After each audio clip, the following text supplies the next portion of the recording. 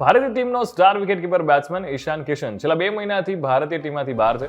BCCI કે પછી Jharkhand cricket association છે, એમને આના વિશે કશો જ આઈડિયા નથી કે ઈશાન કિશનની આગામી યોજના શું છે. એટલે સ્ટાર વિકેટકીપર બેટ્સમેન છે એ હાલમાં ભારતીય ટીમમાંથી બહાર જ્યારથી થયા છે ત્યારે નવેમ્બરમાં લાસ્ટ 2023માં ઓસ્ટ્રેલિયા સામે જે T20 શ્રેણી હતી એ રમી હતી. અને એ પછી ભારતીય ક્રિકેટ કંટ્રોલ બોર્ડ એ સહિત ટીમ મેનેજમેન્ટ છે એને ઈશાન કિશનની આગામી યોજના વિશે કંઈ જ આઈડિયા નથી કે આગળ શું કરવાના છે. પણ હવે મુદ્દાની વાત તો એ છે કે બરોડામાં જે કિરણ મોરેની ક્રિકેટ એકેડેમી છે ત્યાં કૃણાલ પંડ્યા અને હાર્દિક પંડ્યાની સાથે પ્રેક્ટિસ કરતા જોવા મળ્યા છે. મુદ્દાની વાત તો એ છે કે હાર્દિક પંડ્યા છે એ મુંબઈ ઇન્ડિયન્સના કેપ્ટન છે અને ઈશાન કિશન એ પણ એમની સાથે આ જ ટીમમાંથી રમે છે.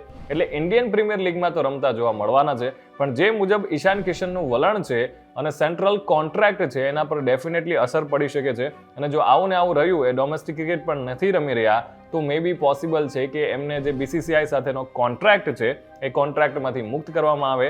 એટલે એનું કહેવાનો મતલબ એવો થાય છે કે મે બી એ ઇન્ટરનેશનલ ક્રિકેટમાં પણ આપને રમતા જોવા ના મળે. હવે એ તો આઈપીએલ પૂરી થશે અને જ્યારે સિલેક્શન થશે ત્યારે જ ખબર પડશે.